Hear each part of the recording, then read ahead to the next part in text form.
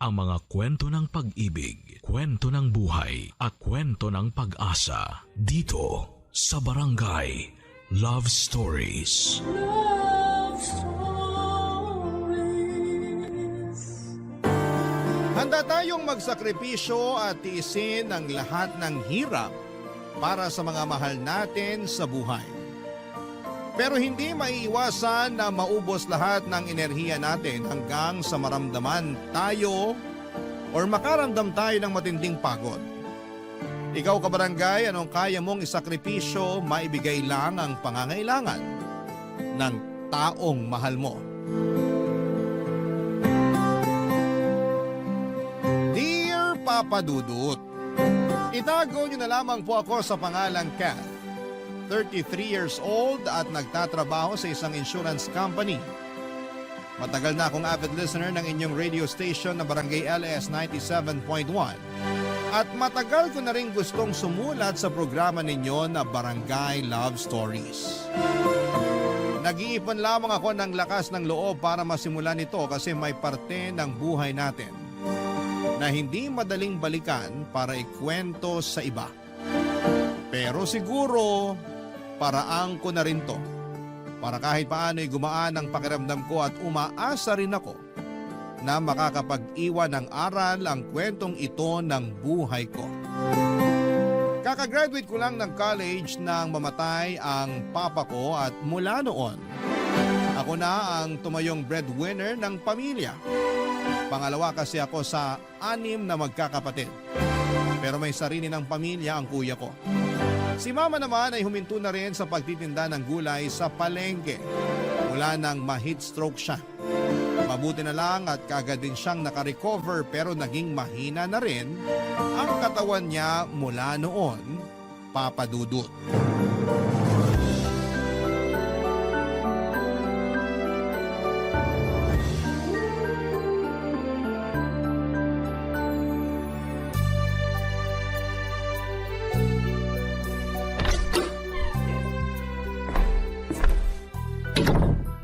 Ay, grabe yung traffic pa uwi ng bahay.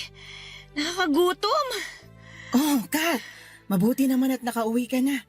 Ay nako, dapat nga po kanina pa ako nakauwi, ma. Grabe lang talaga yung traffic kanina.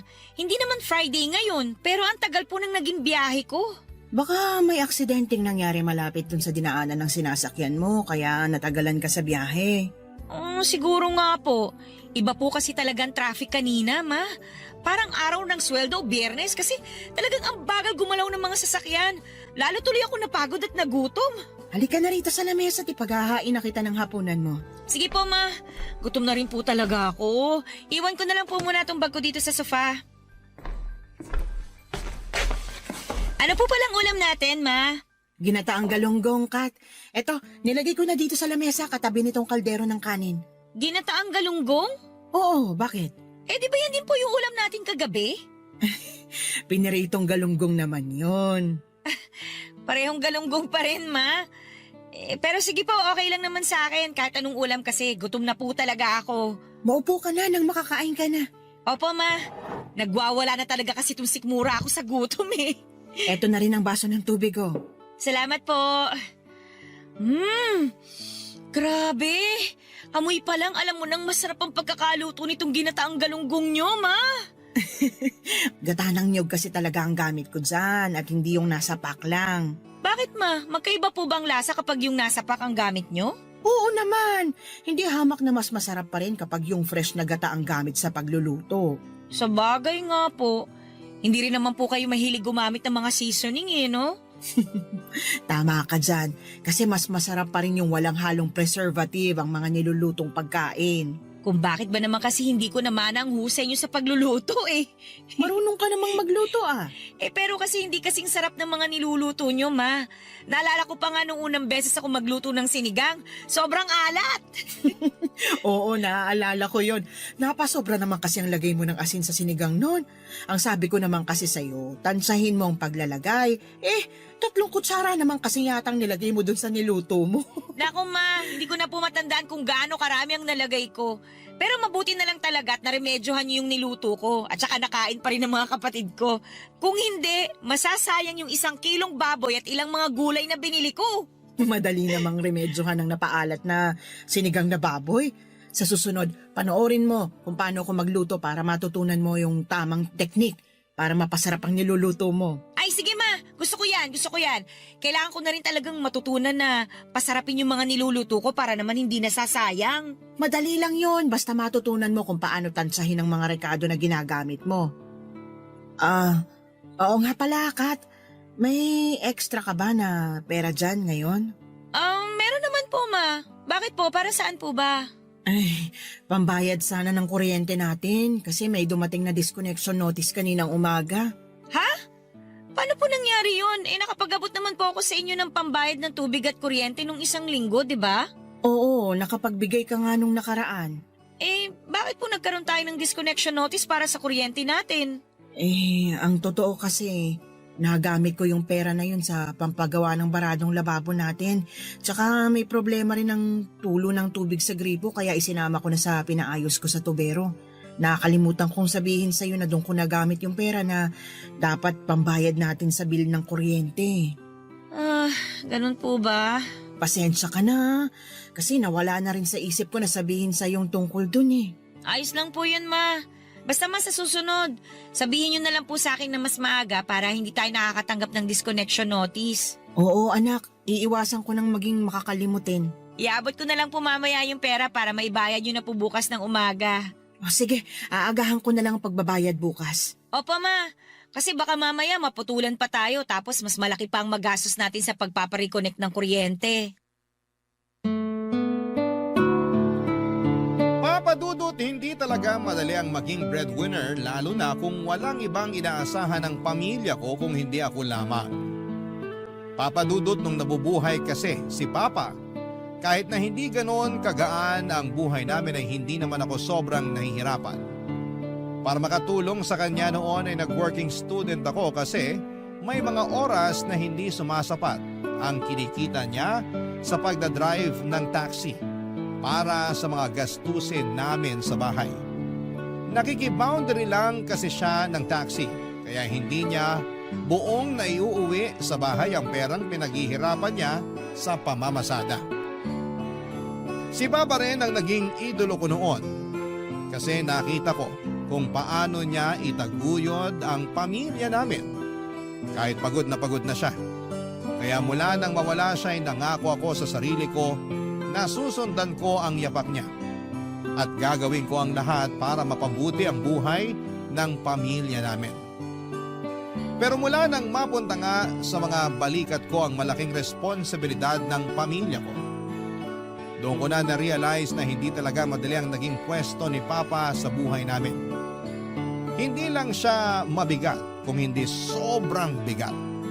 Mabuti na lang kahit papaano may isang tao sa buhay ko na sumasalo ng mga hinaing na hindi ko masabi noon sa kahit na sino sa pamilya ko, Papa Dudut.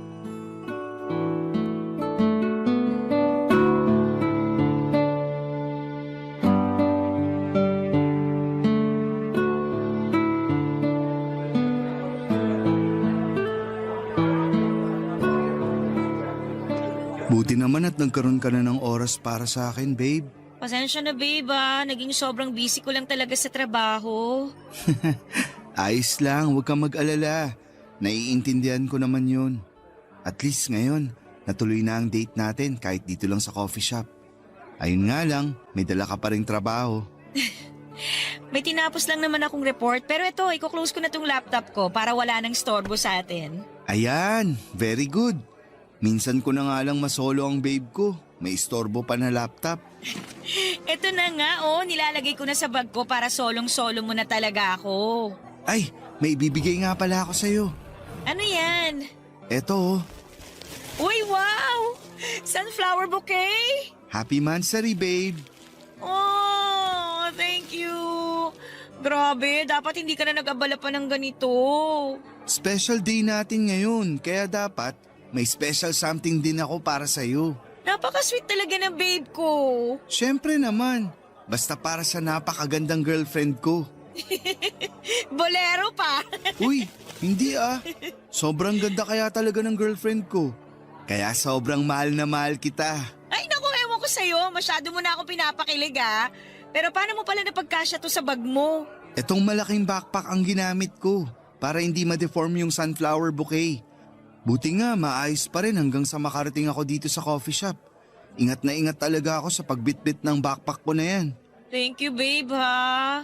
Sa totoo lang, nawala na talaga sa isip ko naman rin natin ngayon. Alam ko, babe. Sorry ha. Ano ka ba? Hindi mo kailangang mag-sorry. Alam ko naman kasi kung gaano ka kaokupado ng trabaho at responsibility sa family ang isip mo ngayon. Sinabi mo pa, lalo na ngayong parehong nasa college na yung dalawang kapatid ko. Ang laki ng gastos kaya hirap talaga ako sa pagbabudget. Nawala na tuloy sa isip ko ang tungkol sa date ngayon at rin nating dalawa. Babe, babawi talaga ako next month kasi baka mas maluwag na ang schedule ko nun. Ibig bang sabihin, pwede na tayong mag-out of town staycation sa next month sa rin natin? Ha? Naku babe, gastos yun eh. Ako nang bahala sa gastos. Basta bigyan mo lang ako ng oras mo, babe. Ayoko naman ng ganun kasi napapadalas na yung mga date natin na ikaw lang halos ang gumagastos. Sabi ko naman sa'yo, huwag mong isipin ang tungkol sa pera, di ba? Oo nga, kaya lang nagigilty pa rin ako. Kasi parang nagiging unfair na ako sa'yo eh. Hindi ka nagiging unfair, babe. Kasi nag-e-effort ka pa rin na bigyan ako ng oras kahit napaka-busy ng schedule mo. Ano, G na ba tayo sa out-of-town staycation natin? Bahala na babe. Depende sa magiging schedule ko sa trabaho kasi may mga bago kaming training na kailangang i-train next month. Akala ko ba mas magiging maluwag na ang schedule mo next month? Oo, pero alam mo naman na kailangan ko pa rin mag-overtime para madagdagan ng sweldo ko. Pero susubukan kong gawa ng paraan. Sasabihan ka agad kita, babe. Wait lang, babe ha. Basahin ko lang tong chat ni Kuya at baka importante. Sige lang, babe.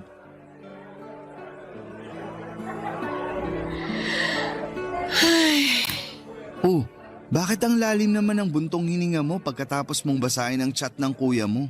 Nangungutang na naman kasi ng pera si Kuya sa akin eh. Eh di ba nabanggit mo nung nakaraan na nagpadala ka ng pera sa kanya kasi naospital ang anak niya nang dahil sa dengue?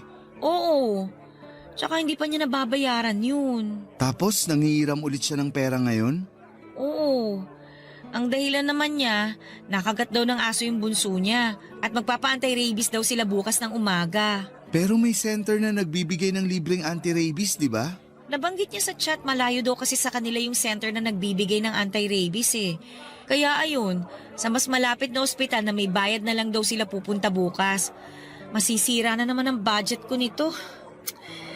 Ay, Papahiramin na lang kita para hindi masira ang budget mo, babe. ay naku babe, wag na. Kaya ko namang ayusin to. Sige na, hayaan mo nang makatulong ako. Isasend ko na lang mamaya sa bank account mo. O kung gusto mo, ako na mismo ang magpairam ng pera sa kuya mo. Seryoso ako babe. Hindi mo na kailangan gawin yun. Kaya ko namang gawa ng paraan to. Pero thank you pa rin kasi palagi kang nandyan tsaka willing na tulungan ako. Siyempre, kasi girlfriend kita. At gusto ko na makatulong ako lagi sa kahit na anong problema na dumarating sa'yo, babe.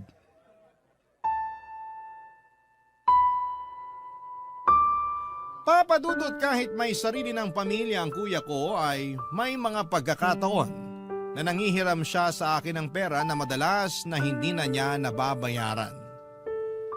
Nahihiya na rin ako na singilin siya kasi alam ko na madalas silang nagigipit sa bahay nila. 4 na kasi ang anak nila noon ang asawa niya tapos ay siya lang din ang nagtatrabaho para sa mga ito. Sa isang construction site siya nagtatrabaho at alam ko na hindi ganoong kalaki ang kinikita niya doon, papadudot. Hanggang 3rd year high school lang ang tinapos niya at naging tambay na siya sa bahay noon. Ilang beses pa siyang kinukumbinse ni na papa at mama na bumalik sa pag-aaral pero mas ginusto niya na bumarkada. Hanggang sa mabuntis niya ang girlfriend niya pagkalipas ng 2 taon ng pagiging tambay. Mabuti na lang at siya na rin ang nagdesisyon na bumukod sila ng girlfriend niya at hindi na inasa kay tatay noon ng responsibilidad para sa mag-ina niya. Kaya lang nang maging 4 na ang anak niya, mas madalas na siyang magipit at ako ang nilalapitan niya para hingan ng tulong. Ang pamilya kasi ng asawa niya ay nasa malayong probinsya pa, kaya wala silang ibang pwedeng lapitan at hinga ng tulong kung hindi ako lamang ng mga panahong yon, Papa Dudut. Barangay Love Stories. Barangay Love Stories.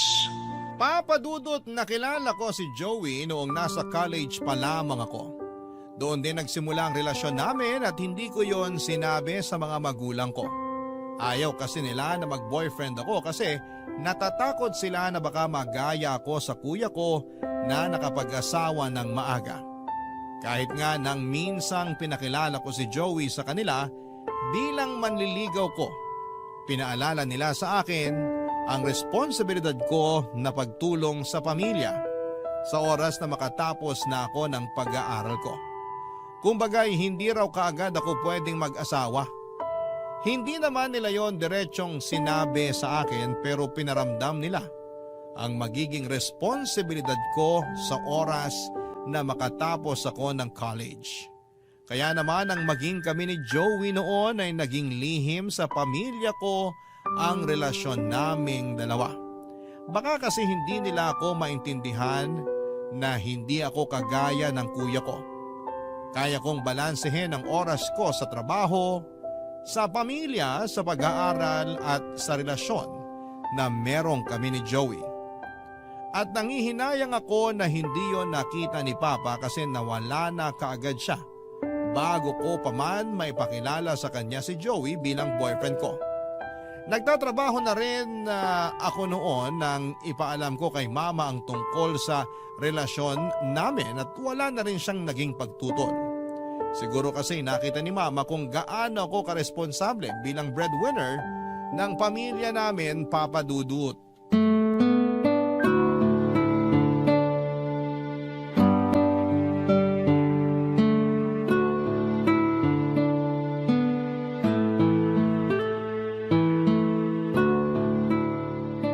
Ito yung budget para sa pambayad ng tuition fee ng mga kapatid ko.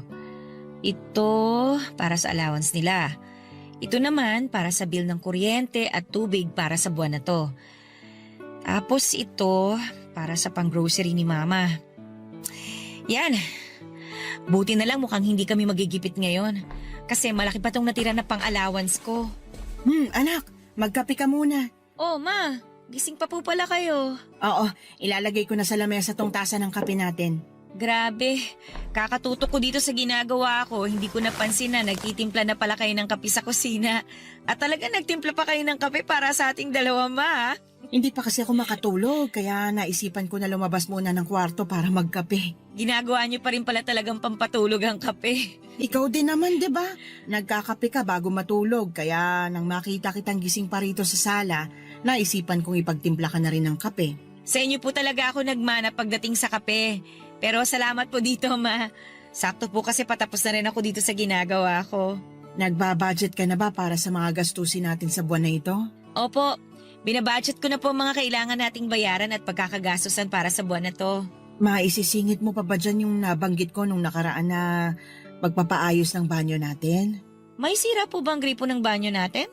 Hindi ko po kasi matandaan yung sinabi niyo tungkol dun eh. Hindi yung gripo, pero yung tiles na sahig. Marami na kasing sira yung tiles kaya gusto ko sanang papalitan na natin. Oo nga po, Ma. Naalala ko na yung tungkol doon. May ilang buwan na rin mula nung mabanggit ko yun sa'yo kaya siguro nawala na rin sa isip mo. Siguro nga po nawala sa isip ko. Pero huwag kayong mag-alala, Ma. May extra pa naman ako dito. Sabihin nyo na lang po sa akin kung magkano yung kakailanganin. Para kung kulang yung extra ko, gagawin ko po ng paraan para madagdagan yung pera na yon. Sige, Kat. Ipapatingin ko na sa kapitbahay natin na gumagawa at nagpapalit ng tiles sa sahig. May alam din kasi siya na murang bilihan ng tiles. Mas makakatipid tayo kung siya na lang ang kakausapin natin. Mas mabuti nga po kung ganon para hindi na rin tayo mahirapan sa paghahanap ng ibang tao na gagawa nun. Pasensya ka na, Kat, ha? Ba't naman po kayo humihingi ng pasensya, Ma? Matagal na rin po yung mga tiles na yun sa banyo natin, di ba? Hindi pa po yata ako pinapanganak, yun na po yung tiles na nakadikit doon. Kaya wala po kayong kasalanan kung masira man po mga yun dahil sa paglipas ng panahon. Hindi naman yung tungkol sa tiles sa sahig ang hinihingi ko ng pasensya sa'yo. Eh, tungkol naman saan po? Yung tungkol sa pagtatrabaho mo para sa mga gastusin sa bahay na ito. Ma, para namang bago naman po ito sa atin. Ako po ang may trabaho sa bahay na to, kaya responsibilidad ko po kayo ng mga kapatid ko. Ayun na nga eh. Ikaw lang ang may trabaho kaya ikaw lang mag-isang sumasalo ng responsibilidad sa bahay na ito. Ako ang ilaw ng tahanan pero parang nagiging pabigat lang ako sa'yo. Huwag naman kayo magsalita ng ganyan, Ma. Kasi kahit kailan hindi kayo naging pabigat sa akin. Wala na nga po ako halos ibang ginagawa dito sa bahay kundi magpahinga. Lahat kasi ng kailangan linisin o ayusin dito, kayo nang nag-aasikaso. Yun na lang naman kasi ang pwede kong maitulong sa'yo, Kat. Napakalaking bagay na po ang ginagawa nyo na yun, Ma. Kung hindi lang nag-asawa ng maaga ang kuya mo, pinagtutulungan niyo sana ang mga gastusin dito sa bahay. Ma, hindi na po natin may babalik ang nakaraan. Hindi rin naman po nagsisi si kuya sa naging buhay niya ngayon kasi mabait naman yun ang pangasawa niya eh. May mga araw na nahihirapan sila sa mga gastusin kasi mataas naman talaga mga bilihin ngayon, di ba? Pero nakakabangon naman po sila at maayos pa rin ang buhay nila. Nagiging maayos ang buhay nila kasi palagi mo silang tinutulungan. Lalo ka tuloy nahihirapan kasi alam ko na may mga oras na nagpapahiram ka ng pera sa kuya mo. Paminsan-minsan lang naman po yun kapag nagigipit talaga.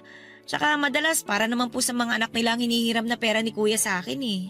Pasensya ka na talaga anak ha. Alam ko na nahihirapan ka na rin sa amin lalo na sa mga... Ma, ayos lang ako. Huwag niyo po akong alalahanin. Kaya ko to.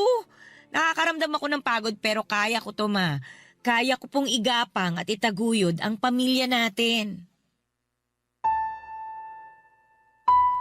Papadudot ng parehong nasa kolehiyo na ang dalawang kapatid ko at nasa high school ang dalawa ay mas naging mabigat para sa akin ang mga gastusin namin. Sobrang hirap na pag-budgetin ang bawat kinikita ko noon sa trabaho para sa lahat ng kailangan na bayaran sa bahay. Kaya madalas papadudot na napapa-overtime talaga ako sa trabaho. Tumatanggap na rin po ako noon ng racket na gumawa ng thesis ng mga college student para may pandagdag sa panggastos namin. At hindi madali ang racket na yon dahil kailangan kong maglaan ng oras at mag-research para magawa ng maayos ang thesis na yon. Alam nyo, sa totoo lang, may mga oras noon na naiiyak na lamang ako kapag mag-isa ako sa kwarto. O kahit nga kapag nasa opisina ako at wala nang ibang kasama na katrabaho doon. Bigla ko na lang nararamdaman ang bigat na nasa magkabilang balikat ko. Dahilan para bumigat din ang dibdib ko at maluha na lamang ako. Alam ko naman na hindi ginusto ni Mama na ako lang mag-isa ang sumalo ng responsibilidad sa pamilya namin. Pero wala naman na kaming magagawa pa kasi wala na silang aasahan noon kung hindi ako lamang papadudot.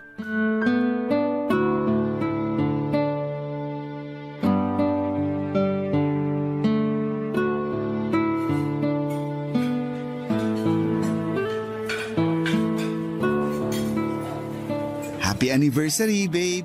Happy anniversary din, babe! Thank you kasi nag-effort ka na hintayin na matapos ang shift ko sa trabaho. Natambakan kasi kami ng mga report na kailangan tapusin kaya kinailangan ko mag-overtime eh. Ayos lang yon, babe. Ano ba naman yung 3 oras na paghihintay para sa espesyal na gabi na to? Kasama ang babaeng pinakamamahal ko. Humirit ka pa talaga ha? Nagsasabi lang naman ako ng totoo. Saka nasanay na rin naman akong maghintay kasi madalas ka talaga nag-overtime sa opisina nyo. Ayun na nga eh.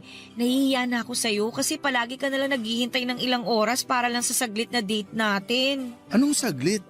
Hindi mo ba alam na yung 30 minuto hanggang 1 oras na magkasama tayo? Para sa akin, 1 buwan na yun. Grabe naman yung 1 buwan. Ganun talaga kapag kasama mo yung taong mahal mo. Bumabagal ang oras kasi masaya ka sa tabi niya. At yun ang pakiramdam ko sa bawat minuto na magkasama tayo. Alam mo, babe, masyado ka ng sweet. Baka lang gamin na tayo pareho dito sa lamesa natin, ha? Ang dami pa naman itong mga in-order mong pagkain kung lalanggamin lang. Umorder talaga ako ng maraming pagkain. Kasi nga, espesyal na araw to para sa ating dalawa. Kahit naman hindi natin anniversary o mansary, umu-order ka pa rin ng madami kapag magkasama tayo eh. Kasi sa tuwing magkasama tayo, nagiging espesyal yung araw ko. Babe, ano ba? Masyado mo na akong pinapakilig. Ginagawa ko lang yung responsibility ko bilang boyfriend mo. Ang pangitiin at pakiligin ng girlfriend ko. Alam mo, napakaswerte ko talaga kasi ikaw ang naging boyfriend ko. Naalala ko na parang dati lang. Tinatago pa natin yung relasyon natin sa mga magulang ko. Oo, kasi nga ayaw mo na ipakilala ako sa kanila bilang boyfriend mo. Alam mo naman na sobrang higpit kasi ng mga yun, di ba? Sobrang takot sila na baka gumaya ako kay kuya na nag-asawa ng maaga. Kaya grabe yung paghihigpit na ginawa nila sa akin noon. Pero hindi mo naman sila na-disappoint, di ba? Oo naman. Hindi ko talaga sinira yung tiwala nila kasi nirespeto mo rin ako at ang relasyon nating dalawa. Sayang, hindi naabutan ni Papa nung naging tayo na. Ayos lang kasi alam ko naman na nakikita niya ngayon kung gaano ko kamahal ang anak niya. Tama ka dyan sa sinabi mo. Pero parang ang bilis ng panahon, no? Dati lang, nahihirapan tayong magkita para mag-date. Pero ngayon, ilang taon na tayong magkarelasyon. At marami pang susunod na taon para sa ating dalawa.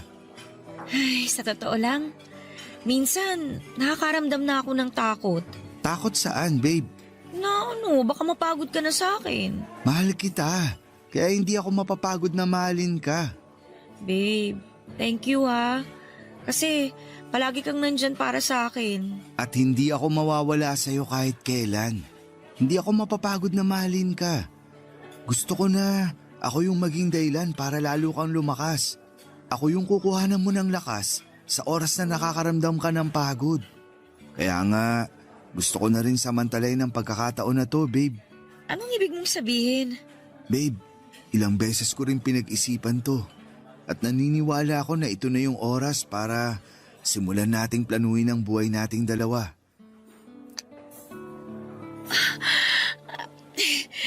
Babe, para saan ang singsing na yan? Babe, ilang taon na tayong magkarelasyon at matagal na akong sigurado na ikaw yung babae na gusto kong makasama sa habang buhay. Kat, will you marry me? Joey! Mahal mo naman ako, di ba? At mahal na mahal kita. Kaya magpakasal na tayo, please. Joey, sorry pero hindi pa kasi pwede eh. Ha? Anong hindi pa pwede? Hindi pa tayo pwedeng magpakasal.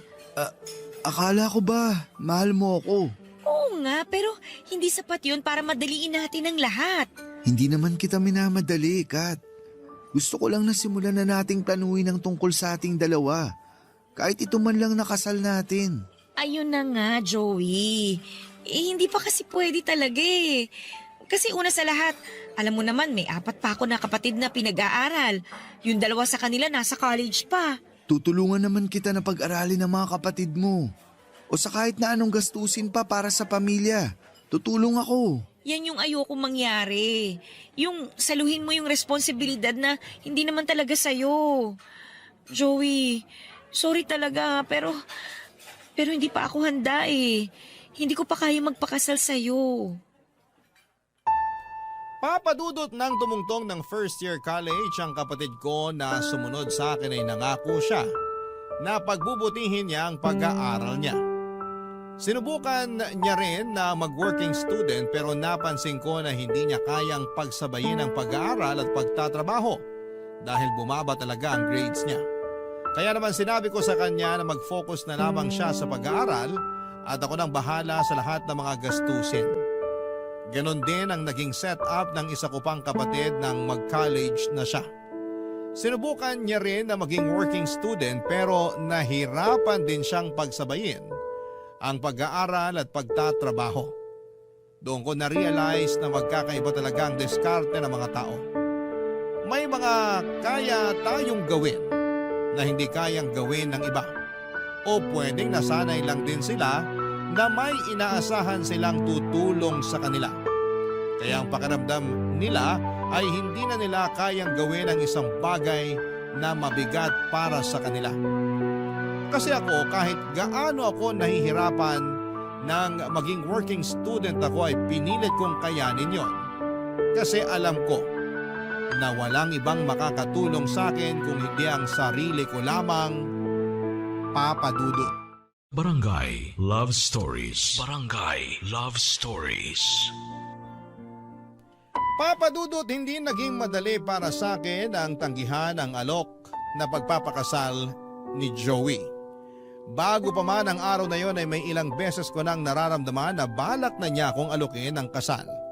Kasi napapadalas ang pagbubukas niya ng topic tungkol sa pagpapakasal, pagbuo ng pamilya, pagbili ng bahay o pagkakaroon ng mga anak. Gusto ko na rin namang pag-usapan ang tungkol sa mga bagay na yon. May mga oras nga na nai-excite ako kapag nai-imagine ko na kinakasal na kami sa simbahan ni Joey, na may sarili na kaming bahay at may ilan na kaming mga anak. Pero mula nang mag-college ang dalawang kapatid ko ay doon ko na-realize na sobrang hirap pala talaga ng buhay. At natakot ako na iparamdam ang hirap ng buhay na yon sa mga magiging anak namin ni Joey. Papa Dudut, alam ko sa sarili ko na hindi pa talaga ako handa noon na magpakasal. Kaya naging buo ang desisyon ko na tanggihan ang wedding proposal ni Joey. Ayoko magbitaw ng desisyon na pwedeng hindi lang ako ang mahirapan, kung hindi pati na rin ang mga mahal ko sa buhay.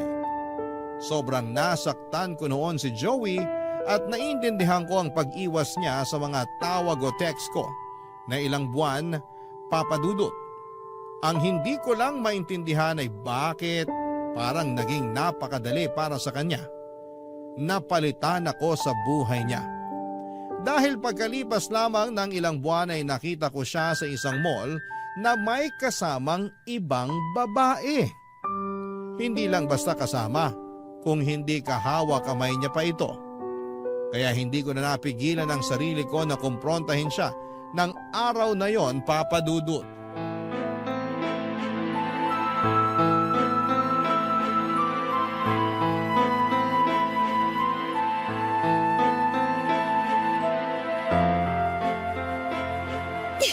Pwede ba, Joey? Bitiwan mo ang kamay ko! Kanina mo pa ako hinihila! O ayan, diyan ka mag-eskandalo.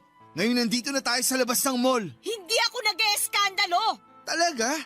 Kaya mo ba kami sinugod ni Sanya kanina? Hindi ko kayo sinugod! Eh bakit napakarami mong tanong kanina?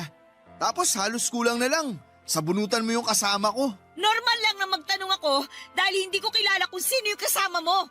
Tsaka, mabuti sana kung magkasama lang kayong dalawa eh. Pero hindi, Joey! Hawak mo yung kamay ng babaeng kasama mo na hindi ko kilala! Ngayon ang mga tanong ko naman ang sagutin mo. Sino ba talaga yung babae na yon? At bakit hawak mo ang kamay niya habang naglalakad kayo sa loob ng mall? Ano, Joey? Bakit hindi ka makasagot? Sabihin mo sa akin ang totoo. Sino ba talaga yung babaeng yun sa buhay mo? Girlfriend ko si Sanya at magpapakasal na kaming dalawa.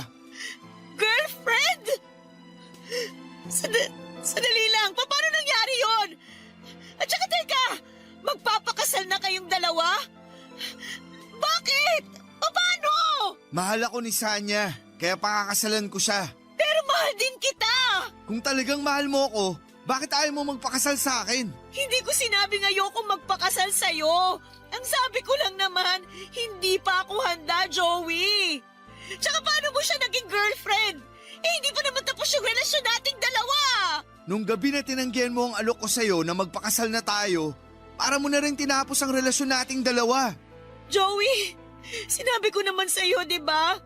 Hindi pa ako handa na lumagay sa tahimik na buhay kasama ka kasi nga dami ko pang responsibilidad sa pamilya ko. At sinabi ko rin sa'yo na handa akong tulungan ka sa responsibilidad mo sa pamilya mo. Pero ayaw mo. Hindi mo naman kasi responsibilidad ang pamilya ko, Joey. Hindi mo kailangan saluhin yung responsibilidad na hindi naman sa'yo. Ayoko lang naman na isipin ng ibang tao na inaabuso ko yung pagiging mabait mo at yung relasyon nating dalawa. Mas importante pa ba talaga yung iisipin at sasabihin ng ibang tao kaysa sa nararamdaman natin? Kat, Boyfriend mo ko. At kapag naging mag-asawa na tayo, magkasama na tayo sa lahat ng problema o responsibilidad mo sa pamilya mo. Hindi mo na kailangang suluin lahat ng bigat na araw-araw mong dinadala sa mga balikat mo. Kasi nandito ako, oh. Yung tao na willing na maging panghabang buhay na parte ng buhay mo. Hindi lang talaga ako sanay na may kahati sa mga problema at responsibilidad. Ano pa palang silbi ko kung hindi mo ko hahayaan na tulungan ka? Kat, mula nang maging magkarelasyon tayong dalawa, palagi mo na lang tinatanggihan ang mga tulong na binibigay ko sa'yo. At kung tinatanggap mo man yun, sapilitan pa. Hindi na iba ang pamilya mo sa akin. Kasi halos parang pamilya ko na rin sila. Pero dahil sa ginagawa mo, parang mo lang akong tinutulak palayo sa buhay mo. Sorry. Sorry, Joey. Sorry din, Kat. Alam ko na parehas lang tayong nahihirapan at nasasaktan ngayon. Siguro, kung hindi mo tinanggihan yung alok ko na magpakasal na tayong dalawa, kung hinayaan mo ako na tulungan ka sa lahat ng responsibilidad na meron ka, siguro hindi ko mabubuntis si Sanya at hindi namin kailangan na magpakasal. Ano? Anong sabi mo? Pagkatapos ng huling gabi na magkausap tayong dalawa, nagpakalunod ako sa alak at si Sanya ang kasama ko. Hanggang sa nagising na lang ako kinabukasan na magkatabi na kami sa kama. At 2 buwan ang lumipas. Sinabi niya na buntis siya at ako ang ama ng magiging anak niya. Teka muna! Paano ako? Paano tayong dalawa? I'm sorry, pero kailangan kong panagutan yung magiging anak ko kay Sanya.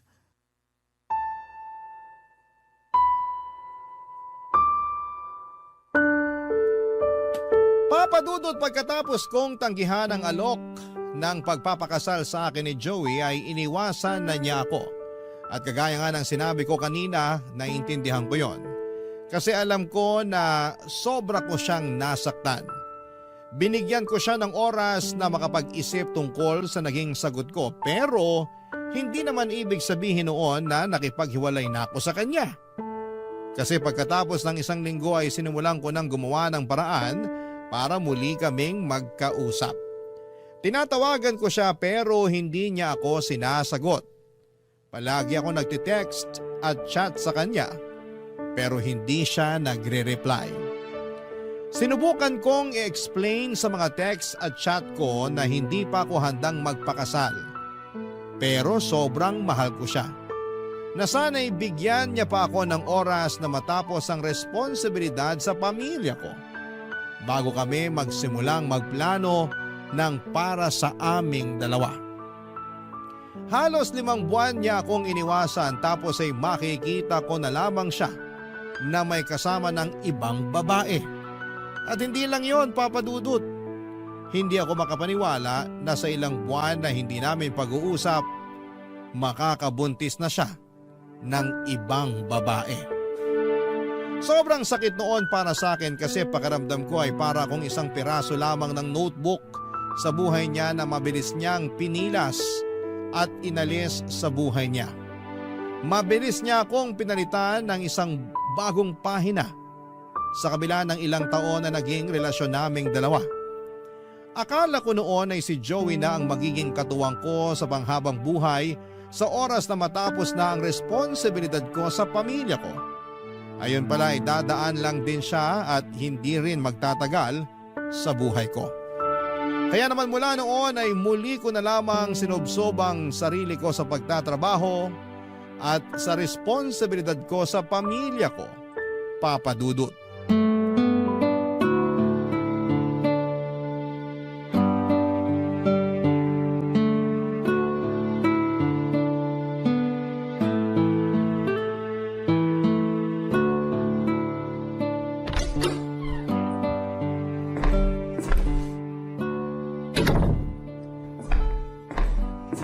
Oh, Kat!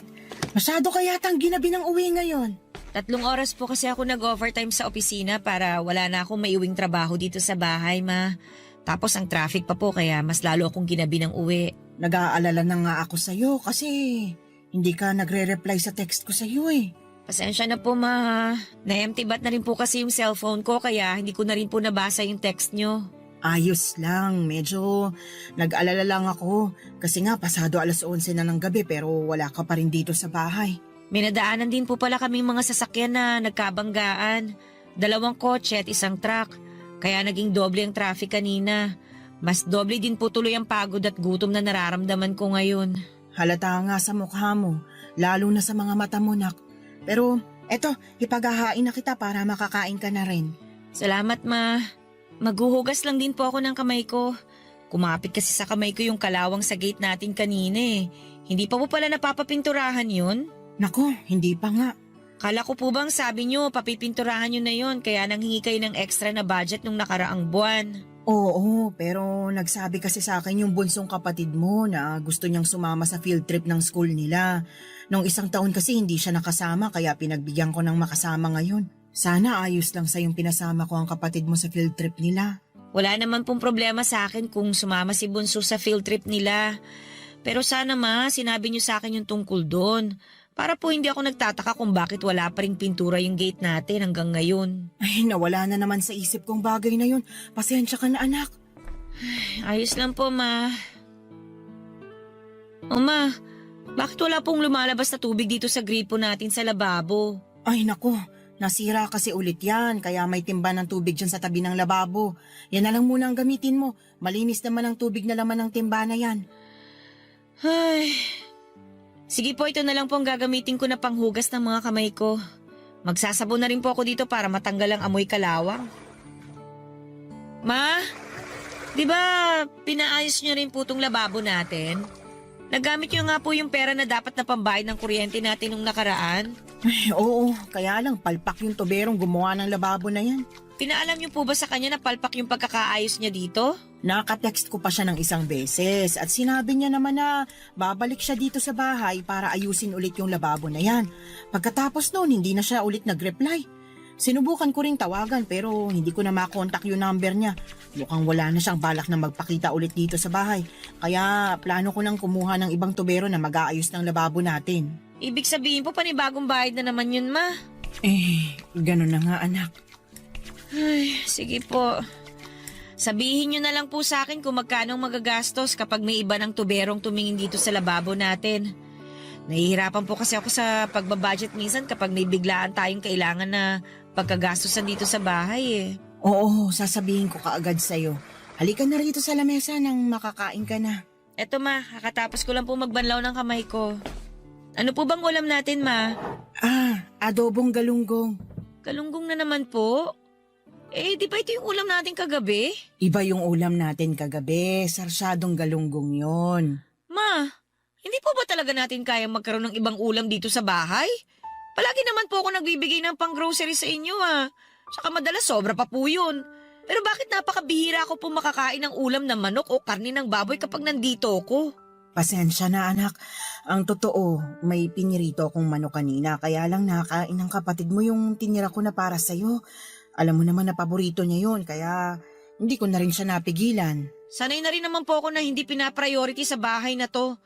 Di ko nga po alam kung bakit nagtatanong pa ako kung anong ulam na tinira niyo para sa akin eh. Dapat, sanay na rin ako na laging galunggong ang nakahain sa lamesa kapag uuwi ako sa bahay na to. Kat, Alam niyo sa totoo lang, napapagod na rin ako talaga eh. Hindi lang sa paulit-ulit na ulam na to, kundi dahil sa pabigat na responsibilidad ko para sa pamilya na to. Pinipilit kong kayanin lahat, ma. Sa totoo lang, pinipilit ko ibigay lahat ng pangangailangan nyo, kahit sobrang nabibigatan na ako sa mga ginagawa ko para sa inyo. pasensya na talaga kung hindi ako makatulong sa'yo. Pasensya na rin po kayo kung nasasabi ko yung mga bagay na to. Huwag niyo naman po sanang isipin na sinusumbatan ko kayo dahil hindi po yun yung gusto kong mangyari, ma. Nabibigatan lang po talaga ako. Nabibigatan na ako sa nangyayari sa buhay ko ngayon eh. Ang bigat-bigat! Ang bigat-bigat, ma! Papadudot mula nang malamang kong nakabuntis ng ibang babae si Joey ay pinilit ko na rin siyang alisin sa buhay ko kahit na sobrang bigat. Kasi kasama na siya sa mga plano ko sa future. Nakikita ko na siya na kasama ko bilang kapareha sa panghabang buhay. Kaya naman hindi madali para sa akin na baguhin paunti-unti ang mga plano na yon dahil alam ko na wala ng Joey na babalik pa sa akin para damayan, tulungan at mahalin ako. Alam ko naman na may naging pagkukulang din ako sa relasyon namin. Hindi ako perpektong kapareha pero ginawa ko ang lahat para mag-work ang relasyon namin sa kabila ng napakabigat na responsibilidad na nasa mga balikat ko.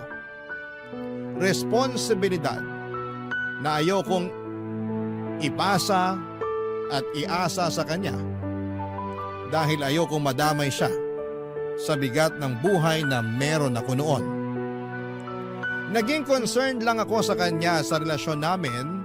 Ang hindi ko alam ay magiging dahilan pala yon para tuluyang masira ang relasyon at ang mga plano para sa future naming dalawa. Lahat naman tayo ay marunong mapagod at mapuno sa oras sa sobrang bigat na ang nararamdaman natin sa dibdib natin. Kapag naipon na yung lahat ng sama ng loob na meron tayo para sa ibang tao, alam ko na dapat ay hindi tayo nagtatanim ng sama ng loob para sa pamilya natin. Pero hindi naman natin mapipigilan yon lalo na kung masyado na silang umasa sa atin. At ang araw na umiyak ako sa harapan ni Mama ay hindi ko na rin napigilan ang sarili ko na sabihin lahat ng hinanakit ko sa kanila pati na rin ang paghihiwalay namin ni Joey. Hindi ko naman sila sinisisi sa naging pagtatapos ng relasyon namin kasi ang nasa isip ko noon, hindi rin talaga kami ni Joey ang para sa isa't isa. Sadyang hindi lang talaga siguro ganong katibay ang pundasyon ng relasyon naming dalawa. Pinagsisihan ko rin ang mga salitang binitawan ko noon kay Mama dahil alam ko na nasaktan ko siya. Pero naging maayos naman ang lahat sa bahay pagkatapos ng araw na yon. Mas inayos na rin ni Mama ang pagbabudget sa perang inaabot ko sa kanya. Kaya kahit papaano ay hindi galunggong ang madalas na ulam na naabutan ko sa bahay. Tinupad din ng kapatid ko na sumunod sa akin ang pangako niyang pagbubutihin ang pag-aaral niya dahil nakapagtapos siya ng cum laude sa kolehiyo. Ngayon ay dalawa na kaming nagtutulungan para sa mga gastusin sa bahay at pag-aaral ng tatlo pa naming kapatid. Malaki pa rin ang pasasalamat ko na hindi ako binigo ng mga kapatid ko sa lahat ng mga naging sakripisyo ko para sa kanila. Kahit papaano ay nararamdaman ko na gumaan ang buhay namin kumpara noong ako pa lamang ang nagtatrabaho para sa pamilya namin. Kaya sa mga kapwa ko breadwinner na nakikinig sa mga oras na ito, alam ko na may oras na sobrang bigat na sa dibdib ng mga responsibilidad na sinasalo natin sa bawat araw pero huwag tayong susuko. Dahil darating ang araw na masusuklian din ang lahat ng hirap at pagsasakripisyo na ginagawa ninyo para sa mga mahal ninyo sa buhay. Maraming salamat po Papa Dudut kung sakali man na mapili po ninyong i-ere ang sulat ko. More power and God bless po sa inyong programa sa Barangay Love Stories na forever number 1 sa puso ng inyong mga listeners. Ang inyong forever kapuso at ka-barangay, Kath. Barangay Love Stories. Barangay Love Stories. Anong say mo sa Barangay Love Stories na ito? Pagkwentuhan natin sa comment section yan. Nagustuhan ng iyong napakinggan? Ituloy yan via live stream sa www.gmanetwork.com/radio. Barangay LS 97.1 forever. Ang mga kwento ng pag-ibig, kwento ng buhay at kwento ng pag-asa dito sa Barangay Love Stories. Love stories.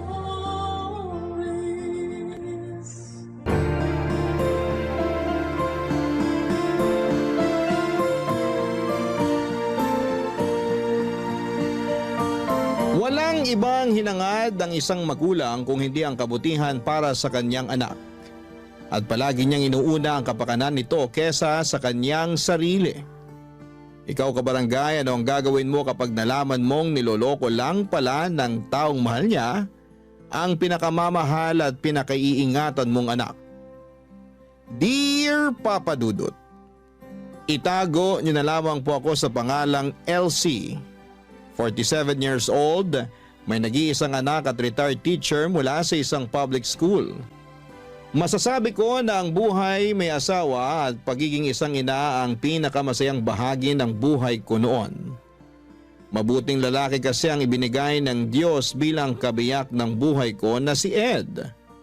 Nakilala ko siya noon dahil sa isang kaibigan nang pumunta ako sa bahay nila para makifiesta. Kaagad na gumawa siya ng paraan para makipagkilala sa akin. At aaminin ko na kaagad din akong na-attract sa kanya noon. Inakala ko pa noon na yun na ang huling beses na magkikita at magkakausap kami. Pero hindi ko inaasahan na gagawa siyang muli ng paraan para magkalapit kaming dalawa. Pinuntahan niya ako sa school kung saan ako nagtatrabaho. May dala siyang prutas at bulaklak na para sa akin. Nang sumunod na araw, sa bahay naman siya dumalaw na may dala ring pagkain. Hanggang sa nanligaw na nga siya at hindi siya nabigo na tuluyang makuha ang pag-ibig ko. Nang magpakasal kami at magsama sa isang bahay bilang mag-asawa, doon ko na na-realize na hindi ako nagkamali ng lalaki na piniling mahalin. Dahil wala siyang ibang ginawa kung hindi ang iparamdam sa akin kung gaano ako kaswerte na siya ang napangasawa ko. Naging mapagmahal at responsable siyang asawa sa akin at tatay sa anak namin. Pero ang masayang pagsasama namin ay hindi pala talaga panghabang buhay. 3 taon pa lang ang anak naming si Dennis nang tuluyan akong iwan ni Ed nang namatay siya ng dahil sa cardiac arrest, Papa Dudut.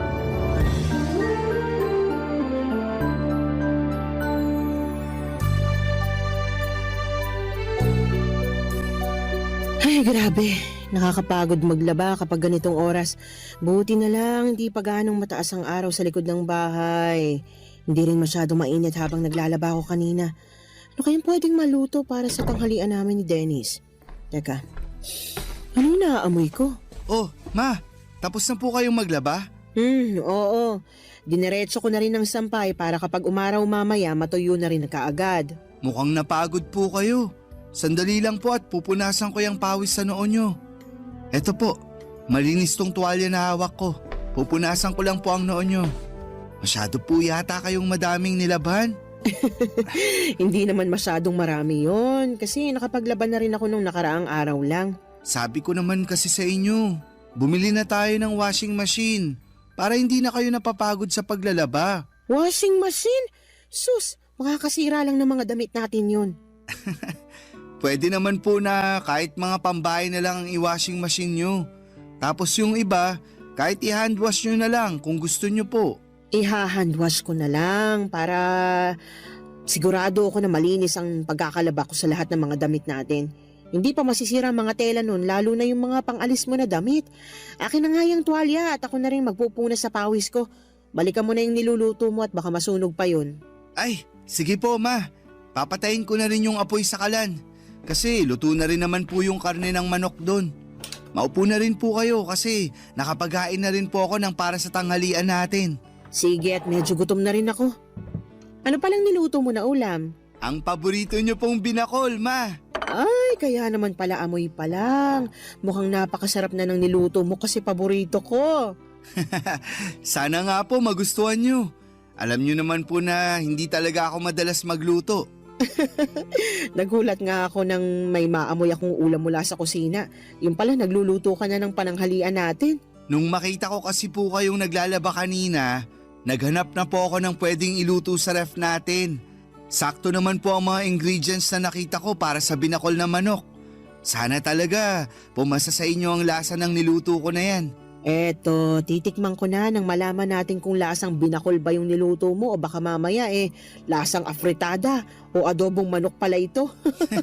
Ma, wala naman pong sarsaya na kagaya ng sa adobo o apritadang manok. Biro lang naman.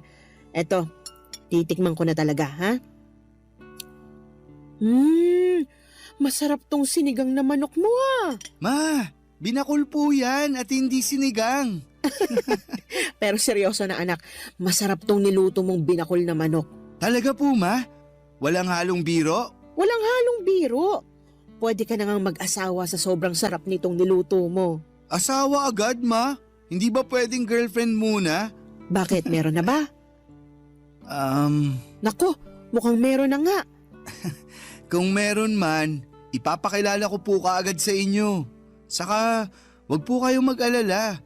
Hindi ko naman po pinapabayaan ang pag-aaral ko. Alam ko naman yon. Napakatalino mo kaya. Siyempre, kanino pa ba naman ako magmamana kung hindi sa paboritong mama ko? Para namang may iba ka pang mama, ha? Kumain na nga tayo habang mainit pa tong masarap na binakol na niluto mo.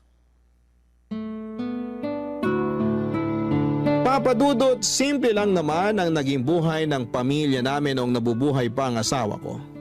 Sa construction site, nagtatrabaho si Ed bilang foreman at ako naman ay nagpatuloy sa pagtuturo ko sa school. Nang ipinagbuntis ko si Dennis, naging masela ng kalagayan ko.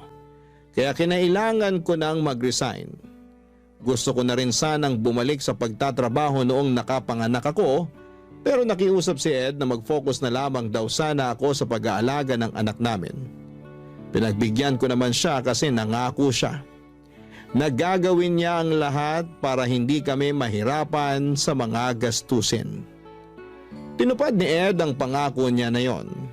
Kaya madalas siyang mag-overtime para madagdagan ang kinikita niya sa trabaho. At alam niyo, sa totoo lang, may bahagi ng sarili ko ang hanggang ngayon nagigilty pa rin dahil pakiramdam ko. Masyado kong iniasa lahat ng responsibilidad sa asawa ko. At yun ang naging dahilan para maaga niya kaming iwanan ng anak ko. Pero mula nang mawala siya ay nangako ako na gagawin ko ang lahat para maibigay ang lahat ng pangangailangan ng anak ko. Magpapakananay at tatay ako para sa nag-iisang anak namin ng asawa ko. Sinuklian naman ni Dennis ang lahat ng pagsusumikap ko para maitaguyod ang buhay namin. Naging napakabuti niyang anak sa akin. Nag-aral siya ng mabuti hanggang college hanggang sa napapansin ko noon na napapadalas na medyo ginagabi ng uwi ang anak ko, Papa Dudut.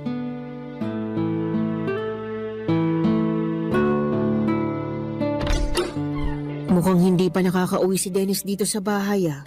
Mabuksan na nga ang ilaw dito sa sala at nang makaupo muna ako sa sofa.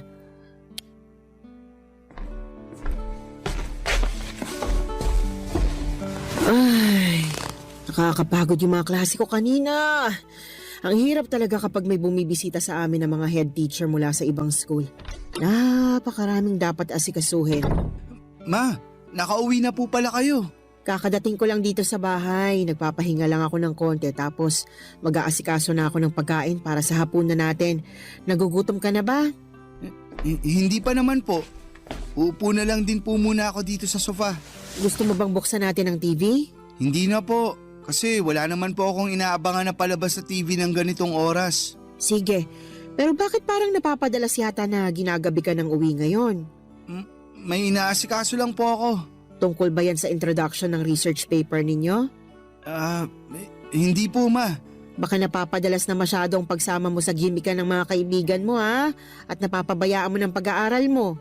Wala namang problema sa akin kung kanino ka pa bumarkada, basta hindi makakaapekto sa pag-aaral mo. Hindi po ako gumigimik.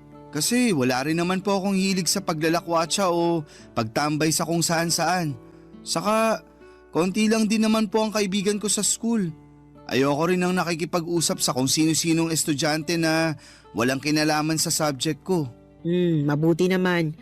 Pero bakit nga napapadalas na ginagabi ka ng uwi dito sa bahay? Ang totoo po, Naghahanap po kasi ako ng trabaho. Trabaho? Para saan? Para sa OJT mo na ba yan sa susunod na taon? Hindi ba masyado pang maaga para asikasuhin mo ang OJT mo? Hindi po para sa OJT yung trabaho na hinahanap ko. Para saan nga? Nakukulangan ka na ba sa allowance na binibigay ko sa'yo? May gusto ka bang bilhin kaya nagdesisyon ka maghanap ng trabaho? Tumaas na bang tuition fee mo at hindi ka nang nagsasabi sa akin? Ma, hindi po sa ganun. Hindi naman po kulang yung ibinibigay nyo na allowance sa akin. Madalas nga po na sobra pa. Wala rin po akong gustong bilhin na kahit na ano.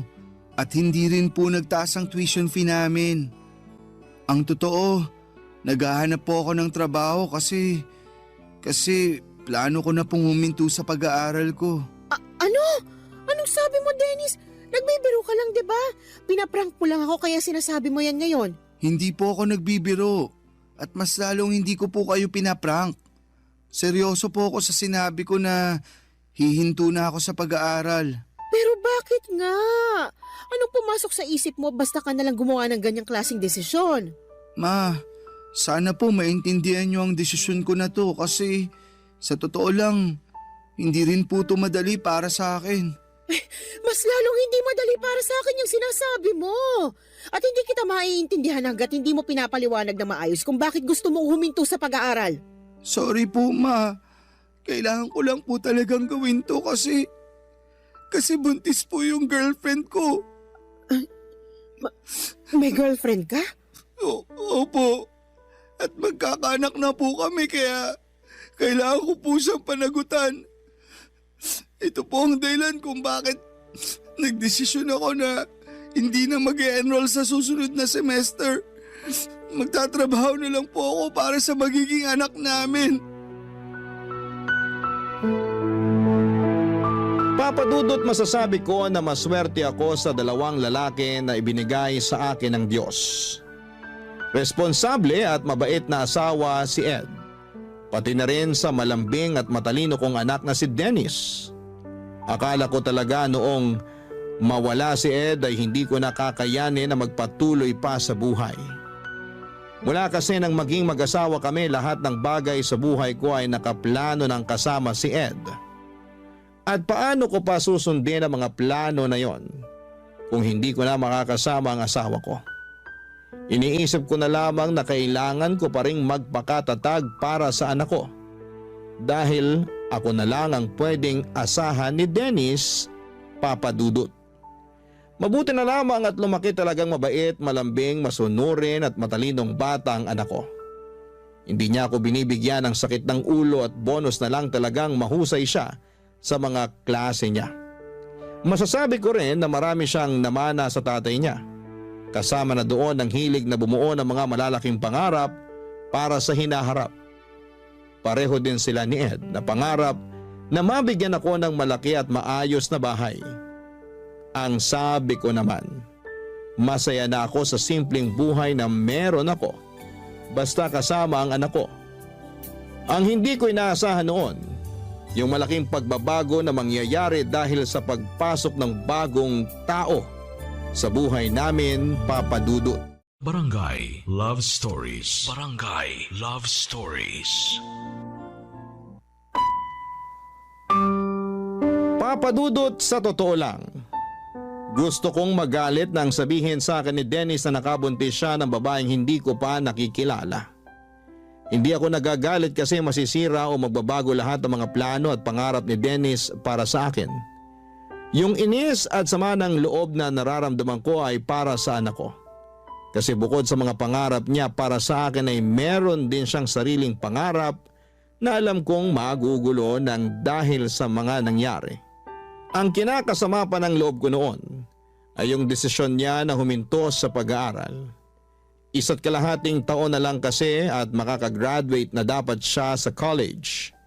Kaya lang ay hindi ko na siya napilit pa na ituloy ang pag-aaral niya. Kahit sinabi ko na handa akong tulungan siya sa lahat ng gastusin sa college at sa magiging anak niya. Ayaw niya raw kasi na ipasa sa akin ang responsibilidad dahil sa pagkakamaling nagawa niya. Sinabi ko naman sa kanya na hindi isang pagkakamali ang makabuntis ng babae. Sadyang naging mapusok lamang sila at hindi nakalimutan na maging responsable sa mga desisyon na ginagawa nila noon, Papa Dudut.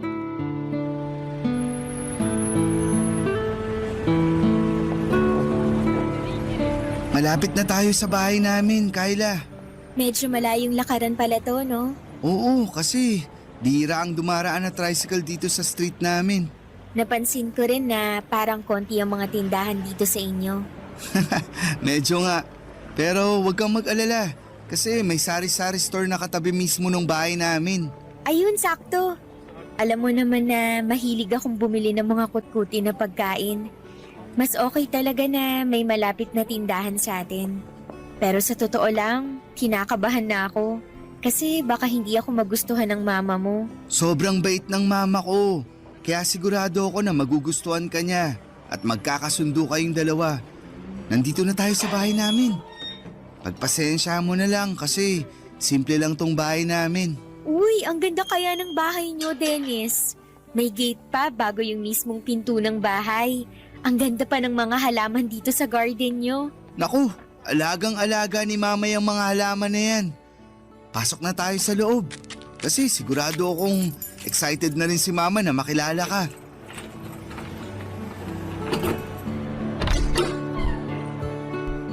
Ma, nandito na po kami ni Kyla. Mabuti naman at dumating na kayo. Sakto kasi kalalabas ko lang ng juice at turon dito sa sala para sa merienda natin. Tamang-tama po pala talaga ang dating namin. Oo, mainit-init pa nga yung turon na niluto ko. Ay, ma, si Kyla nga po pala, girlfriend ko. Kyla, si mama. Magandang hapon po, ma'am. Anong ma'am? Mama ako ni Dennis at hindi ako teacher sa bahay na ito. Mama na lang din ang itawag mo sa akin kasi hindi magtatagal. Magiging manugang na rin naman kita. Sige po, ma. Sabi sa'yo, mabait si mama. At maganda pa, parang ikaw. Oo nga. Maganda talaga ang mama mo, lalo na sa personal. Magaling ka talaga pumili ng girlfriend na ipapakilala sa akin, Dennis. Maupo na muna kayo sa sofa nang makapagmerienda na tayo. Alam nyo ma, kanina pa kinakabahan tong si Kyla. Kasi ang sabi niya, baka taray-tarayin nyo raw siya. Uy, wala akong sinabing baka tarayan ako ng mama mo, Dennis. Pero totoo namang kinakabahan ka kanina, di ba? Kahit naman hanggang ngayon, kinakabahan pa rin ako. Ito kasi yung unang pagkakataon na makikilala ko ang mama mo. Huwag kang mag-alala, Kyla. Basta mahal ng anak ko, mahal ko na rin. Pero matanong ko lang, saan ba kayo nagkakilala ni Dennis? Wala pa kasi siyang masyadong nakukwento sa akin tungkol sa'yo. Sa school din po kung saan nag-aaral si Dennis. Ah, magkaklase kayo ng anak ko? Hindi ko po siya kaklase at matagal na rin po akong huminto sa pag-aaral. Ah, hindi ka na pala nag-aaral. Opo ma, nakatungtong naman po ng first year college si Kyla noon. Pero nang mamatay ang mga magulang niya 3 years ago, tita na lang niya ang kasama niya. Doon po siya nagdesisyon na magtrabaho na lang. Ah, ganun ba? Paano kayong nagkakilala sa school kung hindi naman pala siya estudyante doon? Nagtatrabaho po ako sa kantin sa loob ng university kung saan madalas na kumakain si Dennis. Doon po kami nagkakilala. Masipag pong magtrabaho si Kyla at yun talaga ang pinaka nagustuhan ko sa kanya. Alam ko po na hindi ko talaga siya naikwento sa inyo noon. Pero mabuting tao po si Kyla at mahal na mahal ko po siya. Kaya sana po, okay lang sa inyo na dito muna kami tumira habang hindi pa siya nakakapanganak. Siyempre naman kasi bahay mo na rin to anak. Huwag kang mag-alala kasi maaasahan mong suporta ko sa lahat ng desisyon na gagawin mo. Lalo na kung para sa relasyon at magiging anak ninyo ni Kyla.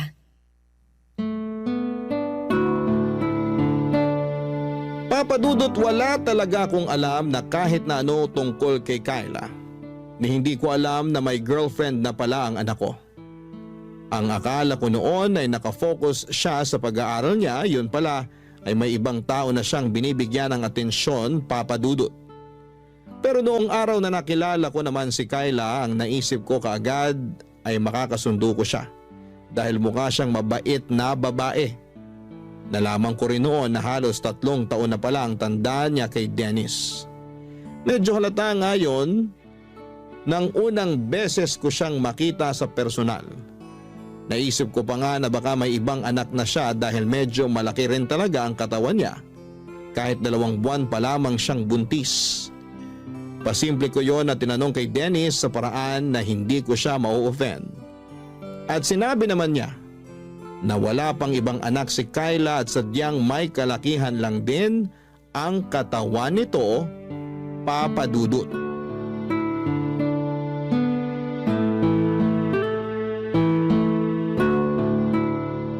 Ma, gagabihin po pala ako ng uwi mamaya.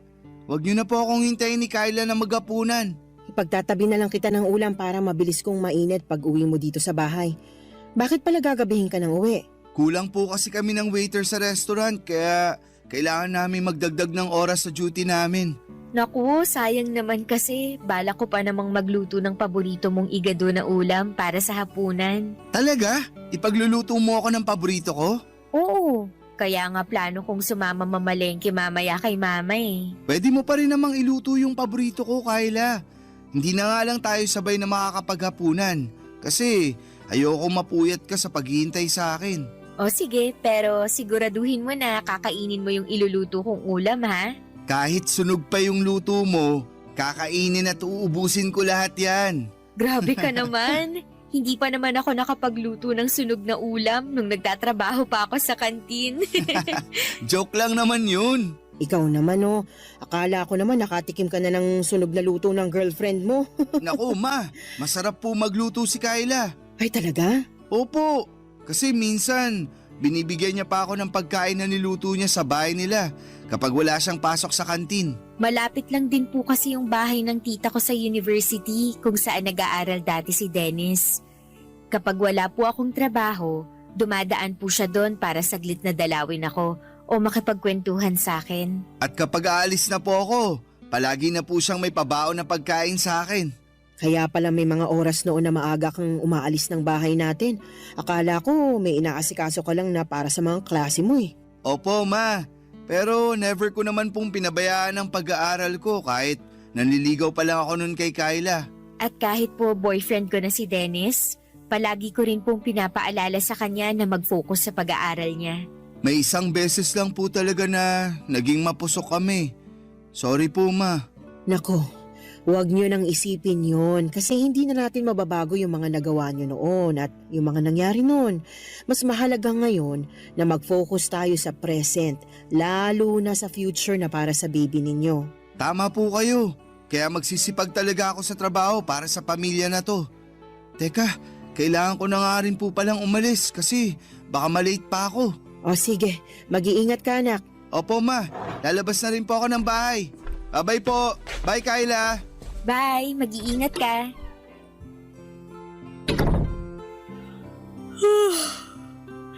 Ang dami ko po palang nakain na pandesal at pansit.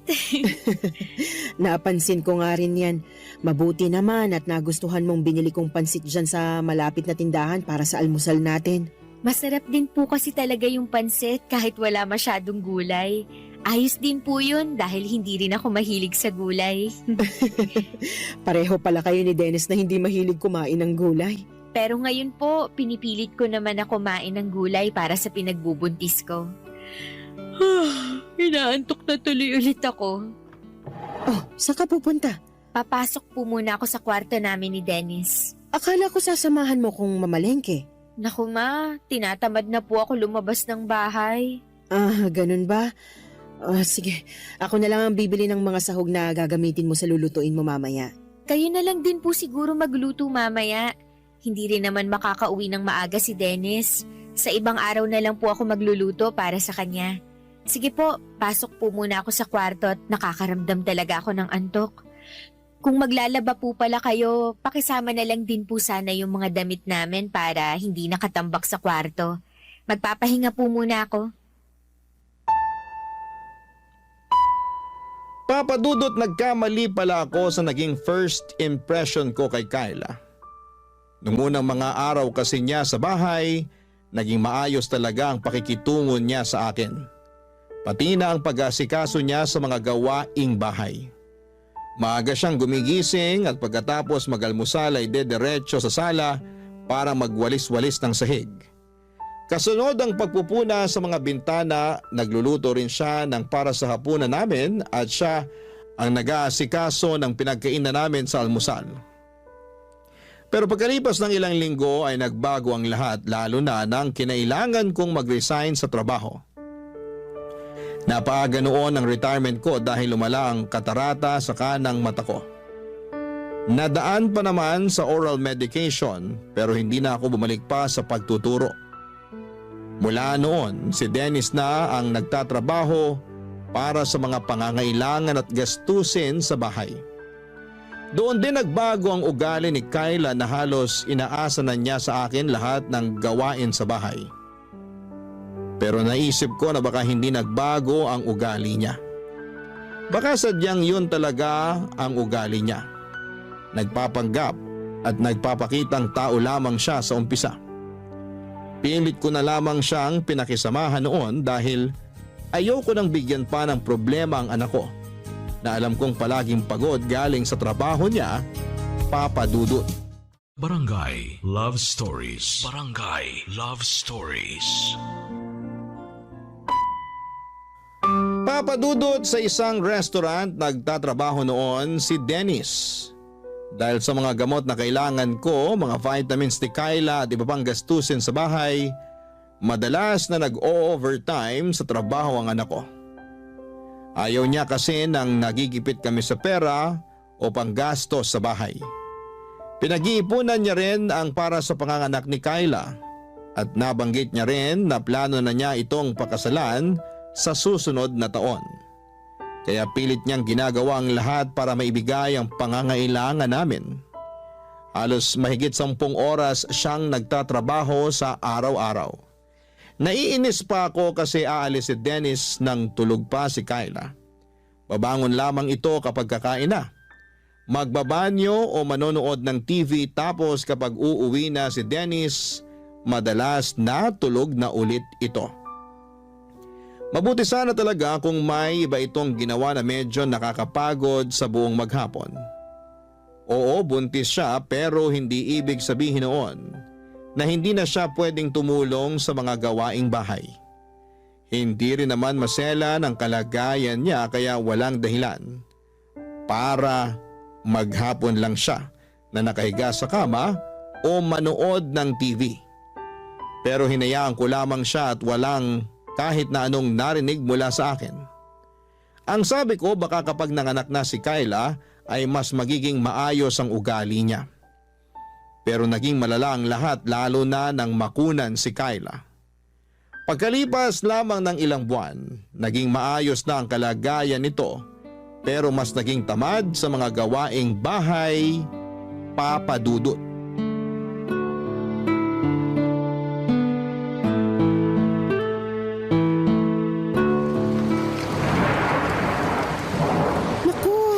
Ng ulan sa labas ng bintana kung kailan naman patapos na ako dito sa niluluto ko. Mababasa pa yung mga nilaban ko kahapon. Mapakuha ko na nga lang muna yun kay Kyla. Kyla! Kyla! Pakisilong muna nga muna yung sinampay sa labas bago patuluyang mabasa ng ulan. Kyla! Naririnig mo ba ako? Ang sabi ko pakisilong muna yung mga sampay natin. Hindi ko na maiwan tong niluluto ko rito, Kyla. Sige po, Ma. Isisilong ko na po. Mabuti naman at lumabas na rin siya ng kwarto. Buong araw na lang siyang nakakulong doon at hindi man lang magwalis sa sala. Lahat na lang ng kailangang asikasuhin dito sa bahay, ako nang gumagawa. Haluin ko na nga munang mabuti itong mga gulay. Ayan, mukhang ayos na itong niluluto ko rito. Mapatayin na ang apoy sa kalan at silipin ko muna si Kyla kung nagtitiklop na ba siya ng mga sinilong na damit. Kyla! Tinitiklop mo na ba yung mga sinilong mo mula sa labas? Ay, teka, nasaan ang babaeng yun? At talagang iniwanan lang dito sa sofa yung mga damit na kinuha niya mula sa sampayan? Ay, mga basa pa yung iba sa mga ito. Tapos sinama na niya sa mga tuyong damit. Talaga namang magsisilong na lang ng mga damit, hindi pa inayos. Kailan mo ba aayusin ang mga kilos mo dito sa bahay na ito, Kyla? Bakit naman po hindi kayo kumakatok bago niyo binuksan yung pinto at pumasok dito sa kwarto namin? Bukas tong pinto ng kwarto nyo kaya hindi na ako kumatok. Eh bakit po kayo nandito? Mamaya pa naman po ako kakain ng tanghalian pagdating ni Dennis. Hindi kita pinuntahan dito para sabihing nakahain ng tanghalian mo sa lamesa. Hindi ba ang sabi ko sa'yo? Isilong mo yung mga sinampay sa labas dahil umuulan na. Opo, at sinunod ko po ang utos nyo na isilong ang mga sinampay. Nilagay ko na nga po lahat sa ibabaw ng sofa. Kaya ano pa po bang kinakainis nyo dyan? Ginawa ko naman po yung inuutos nyo sa akin. Ayun na nga eh! Ginawa mo ngang inuutos ko pero hindi mo naman inayos. Ni hindi mo malang inihiwalay yung mga tuyong damit doon sa iba, doon sa mga nabasa na sa ulan. At sana, tiniklop mo na rin yung ibang tuyo doon nang hindi nakakalat sa may sofa. Ma, ang sabi nyo kanina, isilong ko lang ang mga yon. Wala naman po kayong sinabi na pati pala pagtitiklop, kailangan ko pang gawin. Kailangan ko pa ba talagang sabihin yun? Syempre naman po. Hindi ba pwedeng magkusa ka na lang kasi alam mo naman kung anong dapat na gawin pagkatapos isilong ang mga damit? Hindi ko naman po damit ang lahat ng yon. Yung iba po doon, damit nyo at damit ni Dennis. Kaya bakit ako pa ang magtitiklop ng mga yon? Ako na nga ang naglaba? Ako pang Grabe, pagtitiklopin mo ang ng lakas lahat ng ng ulan yun? sa labas. Oh, ma, ano pong ginagawa niyo dito sa kwarto namin ni Kyla? Kinakausap ko lang itong girlfriend mo. Bakit po? Ay nako Dennis, di ba kanina ko pa sinabi sa'yo na masakit ang ulo ko? Oo, nabanggit mo nga bago ako umalis kanina para kumuha ng updated police clearance ko. Ayan kasi si Mama. Inutusan pa ako na lumabas para isilong ang mga damit kanina. Naulanan ako kaya lalong sumakit ang ulo ko. Tapos ngayon, inuutusan pa ako na tiklopin ang lahat ng mga damit na sinilong ko kanina. Ma, bakit naman po kay Kyla niyo pa pinapagawa yun? Pwede naman pong ako na lang ang magtupi ng mga damit mamaya. Hindi naman kasi talaga masakit ang ulo ng girlfriend mo. Ayaw niya lang talagang kumikilos dito sa loob ng bahay natin. Ma, kanina pa po sinabi sa akin ni Kyla na hindi talaga okay ang pakiramdam niya. Basta, ako na po ang magtutupi ng mga damit mamaya. Huwag niyo na pong ipagawa yun kay Kyla para makapagpahinga na lang din po siya. Nakapagluto na po ba kayo ng para sa tanghalian natin? Oo, maghahain na ako para sabay-sabay na tayo makakain ng tanghalian. Papadudot, 7 buwan na ang ipinagbubuntis ni Kyla nang makunan siya dahil naging mahina ang puso ng baby niya. Grabe ang pagdadalamhati ng anak ko noon at halos 1 linggo ko siyang hindi makausap ng maayos. Mabuti na lang at pagkalipas ng 2 linggo mula nang mailibing ang anak ni Kyla, nakita ko na muling nagkaroon ng direksyon ng buhay niya. Nang mga panahon na yon ay madalas ko siyang nakakausap tungkol sa mga naging pagsisisi niya sa nangyari sa buhay niya. Sinabi ko na may malaking dahilan kung bakit nawala ng maaga ang anak niya. Parang yun nangyari sa akin noong maaga rin akong nabiyuda. Isa sa mga dahilan yon para mas lalo kaming maging matatag at sinabi ni Dennis na magfo-focus na lamang daw siya sa amin ni Kyla. At sa plano niya na pakasalan ito sa susunod na taon, kung ano ang pagsusumikap na ginagawa ni Dennis sa buhay ay kabaliktaran naman ang ginagawa ni Kyla sa bahay namin. Lumala ang pagiging tamad niya sa bahay at may mga oras na kapag nakikisuyo ako na tulungan niya ako sa ibang gawain, kagaya ng pagwawalis sa sala o pagluluto, palagi niya akong sinisigawan at sinasabi niya na abala ako sa pagsa-cellphone niya. At nang minsang magkasagutan pa kami ni Dennis, nang dahil sa kanya ay gusto ko talagang magalit sa anak ko dahil mas kinampihan pa nito ang babae na yon kesa sa akin ang nanay niya. Pero pilit ko na lamang na pinalampas ang lahat noon at patuloy na tiniis ang ugali ni Kyla. Pero ang isang bagay na hindi ko talaga natansya noon ay nang makita ko si Kyla na nakikipagharutan sa isang lalaki sa may mismong harapan ng gate ng bahay namin. Tinawag ko siya noon pero hindi niya ako pinansin tapos ay tinarayan pa. Hindi ako nakatiis pa kaya naman nilapitan ko sila, pinalis ko yung lalaki at pilit na pinapasok si Kyla sa loob ng bahay papadudot.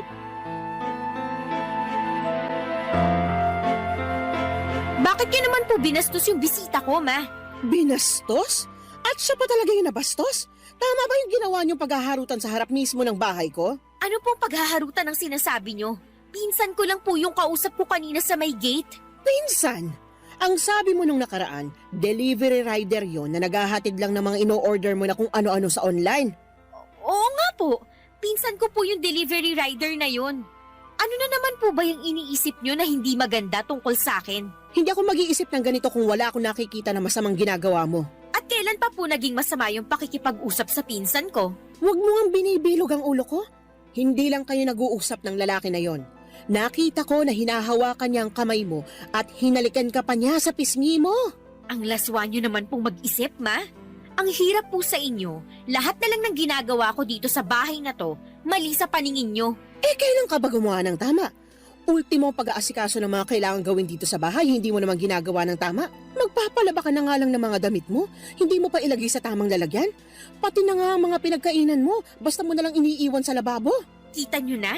Napakarami nyo naman pong issue sa akin. Kanina, yung pakikipag-usap ko sa labas ng bahay. Ngayon naman, pati ang bawat kilos ko dito sa loob ng bahay nyo, sinisita nyo na. Alam nyo, mabuti pa, magpahinga na lang ako sa kwarto namin ni Dennis. Sumasakit na naman po kasi ang ulo ko dahil sa ingay nyo. Sandali lang, Kyla. Hindi pa tayo tapos mag-usap. Bitawan nyo nga ang braso ko. Huwag mo kasi akong talikuran dahil nag-uusap pa tayo. Pwede po bang hayaan nyo na lang akong pumasok sa kwarto namin? Tapos ano, magkukulong ka na naman dyan buong araw? At lalabas ka na lang kapag kakain na? Kung may issue po kayo sa akin, si Dennis na lang po ang kausapin nyo. Papasok na po ako sa kwarto kasi ayoko na po makipagtalo sa inyo. Sabi nang hindi pa tayo tapos nasasaktan mag-usap. na po ako. Bitiwan nyo nga po yung braso ko. Ano pong nangyayari dito? Nasa pinto pa lang ako. Naririnig ko na po ang mga sigawan nyo. Mabuti naman at umuwi ka na. Si mama kasi, kanina pa ako sinisigawan. Tapos ang higpit pa ng hawak niya sa braso ko. Tingnan mo oh. Halos magmarka na ang kamay niya sa balat ko. Ma, bakit nyo naman po sinisigawan at sinasaktan si Kyla? Hindi ko siya sinisigawan at mas lalong hindi ko siya sinasaktan. Gusto ko na kasing magpahinga, pero ayaw niya pa akong papasukin sa kwarto natin. Ano ba talagang nangyayari dito? Yung girlfriend mo kasi, nakita ko nakikipagharutan sa ibang lalaki dyan sa labas ng bahay natin. Doon pa talaga sa may gate natin. Kyla, ano tong sinasabi ni Mama? Hindi naman totoo yon. Hindi totoo? Kahit nakita ko na hinawakan niya ang kamay mo at hinalikan ka niya sa pisngi mo? Pinsan ko nga lang po kasi yon na binibigyan niyo ng mali siya. Kung nabibilog mo ang ulo ng anak ko, huwag mo ko igaya sa kanya. Hindi mo ko maloloko, Kyla. Pwede po bang tigilan niyo na nga po yung kakaisip ng kung ano-ano tungkol sa akin? Alam ko naman kasi talaga na ayaw niyo sa akin kaya gusto niyo akong siraan sa anak niyo. Hindi kita sinisiraan sa kanya. Nagsasabi lang ako ng totoo. Nagsasabi lang din po ako ng totoo. Sadyang marumi lang po ang isip niyo kaya kung ano-ano na lang yung lumalabas sa bibig niyo. At ako pa talaga ngayon ang madumi mag-isip? Sino pa po ba? Kayo lang naman po yung walang tigil sa pagbabantay sa bawat galaw ko dito sa bahay na to. Teka, wag na nga kayong magsigawan ni Mama, Kyla. Hindi naman kasi ako nag-umpisa nito. Yang mama mo. Palibasa, sampid lang ako dito sa bahay kaya ginaganyan niyo na lang ako. Tama na. Huwag ka nang umiyak. Gusto ko lang naman talagang magpahinga muna. Pero ayaw niya akong papasukin sa kwarto natin. Palagi niya na lang binabantayan bawat kilos ko dito. Kulang na nga lang, pati paghinga ko dito sa loob ng bahay na to, bantayan niya. Tama na. Huwag ka nang umiyak. Sige na, pumasok ka na muna sa kwarto natin. Pero Dennis! Ma, mamaya na lang po tayo mag-usap. Gusto ko na lang din po sana munang magpahinga. Papadudot, matagal ko nang napapansin ang mga kakaibang kinikilos noon ni Kyla na pinagsasawalang bahala ko lang madalas. Kapag nakalis na si Dennis ng bahay papunta sa trabaho niya, maririnig ko na si Kyla sa loob ng kwarto nila na halos bumubulong na parang may kausap. Minsan nang nasilip ko siya sa loob ng kwarto nila. Nakita ko na may hawak siyang cellphone at nakangiti habang parang kinikilig sa kausap niya. Napapadalas din yung lalaki na kausap niya noon na pumunta sa may gate ng bahay namin. Nung unang nakita ko siya na kausap ni Kyla sa may gate ay nag-usisa ako at sinabi niya na nagdi-deliver lamang daw ito ng item na in-order niya online. Hanggang sa halos araw-araw na silang nagkakausap noon. May mga araw din noon na umalis siya sa bahay kapag nasa trabaho na si Dennis. At ang paalam niya ay pupunta siya sa isang kaibigan. Uuwi siya bago makauwi si Dennis sa bahay. Pero minsan, Papa Dudut, naunang umuwi si Dennis sa kanya at nagtaka ang anak ko kung bakit wala si Kyla sa bahay. Hindi raw ito nagpaalam o nag-text sa kanya na aalis ng bahay. Ang sabi lang ni Kyla nang makauwi siya ay may dinalaw lamang itong kamag-anak kaya ginabi ng uwi. Pero iba na ang pakiramdam ko noon dahil nakita ko na noong magkausap sila ni Dennis. Hindi makatingin ng diretso sa kanya si Kyla. Hanggang sa nakita ko ang paghaharutan ni Kyla sa may gate at paghaligpan ng lalaki sa pisngi nito. Hindi ako pwedeng magkamali sa nakita ko at alam ko na hindi yon kamag-anak ni Kyla. Pero alam nyo yung mas masakit. Yung mas kinampihan at pinaniwalaan siya ng anak ko kesa sa akin.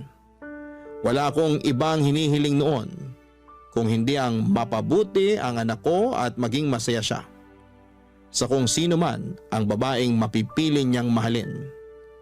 Kahit na hindi ko tanggap si Kyla, ay pinilit ko siyang pakisamahan. Pero ako pa ang lalabas na masama sa lahat. Pagkatapos ng pagtatalo namin na yon ay nag-decide si Dennis na umalis na sila ng bahay ni Kyla. Nangupahan sila sa hindi kalayuan mula sa bahay ko. At isang beses sa isang linggo ay dinadalaw na lamang ako ni Dennis sa bahay.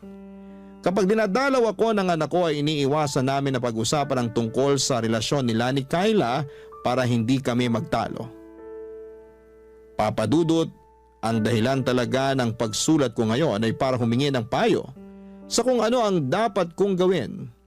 Sigurado kasi ako na niloloko ni Kyla ang anak ko pero ayaw naman akong paniwalaan ni Dennis. At ayoko na rin na mas lalo pang magulo ang relasyon namin ng anak ko. Kaya hindi na ako naglalakas loob na makialam sa relasyon nila. Ano bang dapat kong gawin para mamulat ang anak ko sa katotohanan na hindi karapat-dapat si Kyla para sa kanya? Sana'y matulungan ninyo ako sa problema kong ito, Papa Dudut. Ang inyong forever kapuso at kabarangay, LC. Barangay Love Stories. Barangay Love Stories. Nalilito pa rin sa life ang ating kabarangay. Ano kaya ang maipapayo mo sa kanya? Ibahagi mo yan sa ating comment section para mabasa rin niya. Nagustuhan ng iyong napakinggan? Ituloy yan via live stream sa www.gmanetwork.com/radio.